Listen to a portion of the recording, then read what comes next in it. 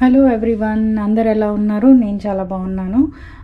ఈరోజు మన రెసిపీ కరివేపాకు పచ్చడి. సో దీనికి కావాల్సిన ఇంగ్రీడియంట్స్: ఒక కప్పు కరివేపాకు మంచిగా దాన్ని కడిగేసుకొని కొంచెం ఆరబెట్టుకోవాలి. దాని తర్వాత కొంచెం కొబ్బరి, ఒక టీ స్పూన్ జీలకర్ర, ఒక టేబుల్ స్పూన్ ధనియాలు, కారానికి సరిపడా ఎండుమిర్చి, వెల్లుల్లిపాయ, పోపు దినుసులు,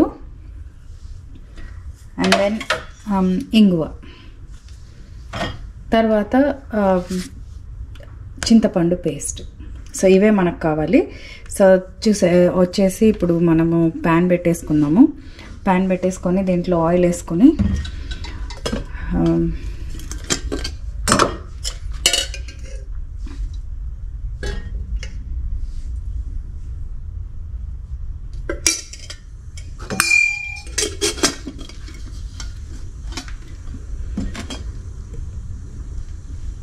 ఆయిల్ పెట్టేసుకొని దీంట్లో ఆయిల్ వేడెక్కాక మనం దీంట్లో వేసుకోవాల్సింది ధనియాలు, జీలకర్ర కాస్త నైస్ వేపేసేయాలన్నమాట. ఇక్కడ మన ఆయిల్ వేడెక్కిపోయింది. మనం ఇందులో జీలకర్ర వేసేసుకుందాం.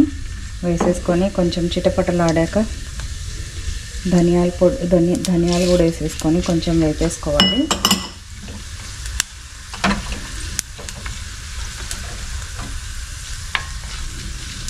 మంచి దోరగా మంచి వాసన వస్తున్నాయి. ఇప్పుడు మనం ఎండుమిర్చి వేసేసుకోవాలి. అందులో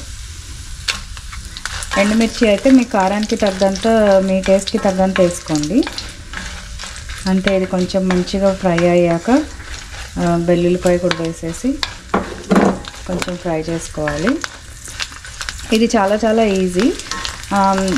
ఇప్పుడు మా ఇంట్లో కరివేపాకు చాలా వస్తూ ఉందన్నమాట మా గార్డెన్లో. సో నేను నిన్న దాన్ని తీసుకొని వచ్చి కడిగి ఆరబెట్టుకున్నాను. సో కొంచెం ఆరిపోతే తొందరగా ఫ్రై అవుతుంది అనేసి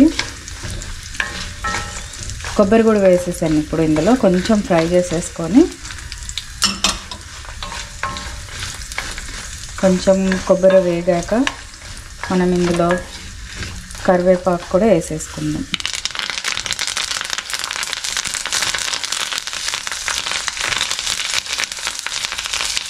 కొంచెం సేపు దీన్ని వేపాలి.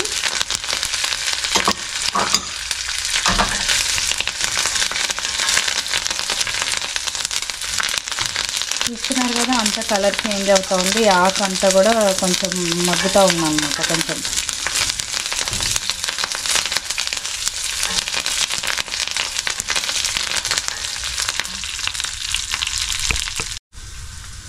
చూసారా, చక్కగా వేగిపోయింది ఇది. ఇప్పుడు మనం ఆఫ్ చేసేసుకోవచ్చు. దీన్ని చాలా తొందరగా అవుతుంది, చాలా అంటే చాలా తొందరగా అవుతుంది. ఆఫ్ చేసేసుకొని దీన్ని మనము మిక్సీ జార్లోకి తీసుకోవటమే. ఇంకా కొంచెం చల్లారాక మనం దీన్ని గ్రైండ్ చేసుకోవాలి. ఇదిగోండి, ఇది మిక్సీ జార్లోకి తీసేసాను. కొంచెం దీనికి ఉప్పు సరిపడినంత, అండ్ దెన్ మనం ఇందులో చింతపండు పేస్ట్, మీరైతే చింతపండు వేసుకోవచ్చు. నేనైతే చింతపండు పేస్టే యూజ్ చేస్తూ ఉంటాను. కానీ ఉప్పు చూసి వేసుకోవాలి ఒకవేళ మీరు చింతపండు పేస్ట్ యూజ్ చేస్తూ ఉంటే. సో ఇవన్నీ కలిపేసి ఇప్పుడు గ్రైండ్ చేసేయటమే. తర్వాత గ్రైండ్ చేశాక మనం దీన్ని పోపు వేసుకుందాం. ఇప్పుడు ఇలా పొడి పొడిగా అయ్యిందండి. దీంట్లో కొంచెం వాటర్ వేసుకోవాలి. నేను ఇందాక చెప్పడం మర్చిపోయాను అనుకుంటా. పచ్చి కొబ్బరి వేసుకోవాలి, బాగుంటుంది. ఇదిగోండి, మన పచ్చడి రెడీ అయిపోయింది. చాలా కొంచెమే అయింది, ఎందుకంటే నా దగ్గర అసలు ఈరోజు ఈ పచ్చడి చేయడానికి కారణం ఏంటంటే నా దగ్గర కొంచెం కొబ్బరి ఉన్నిందనమాట. అండ్ దెన్ కరివేపాకు ఉంది కదా, ట్రై చేద్దాం. మామూలుగా కరివేపాకు పచ్చడి అంటే అందరూ శనగపప్పు, మినపప్పు ఇవన్నీ వేసి చేసుకుంటూ ఉంటారు. బట్ నేను అనుకున్నాను కొబ్బరి వేసి చేద్దాము, ఎలా ఉంటుందో అనుకున్నా. బట్ బాగుంది. ఇంకా దీనికి పోపు వేసేయటమే. ఈ పోపు దినుసులకి నేను ఆవాలు, జీలకర్ర, కొంచెం మినపప్పు తీసుకున్నాను. ఇవి వేసేసి కొంచెం ఇంగు వేసుకుందాం. ఇంకా కరివేపాకు పచ్చడిలో ఏమంటారు, మళ్ళా కరివేపాకు ఏం వేస్తాంలే పోపులో అని వేయట్లేదు నేను.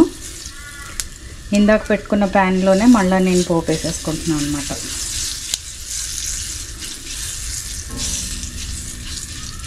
కొంచెం ఇవి చిట్పట్లు ఆడాక మనం ఇందులో ఇంగు వేసేసుకోవాలి. పోపు దినుసులు చిట్పట అంటూ ఉన్నాయి.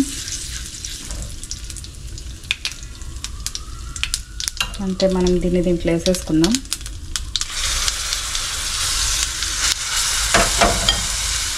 ఒకసారి చక్కగా కలిపేసుకొని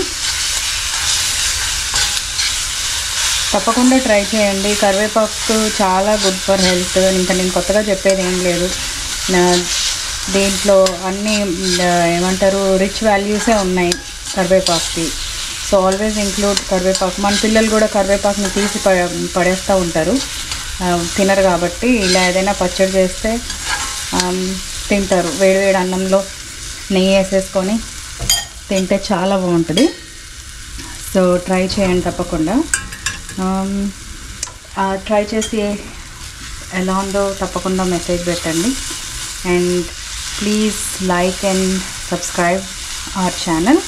Thank you for watching.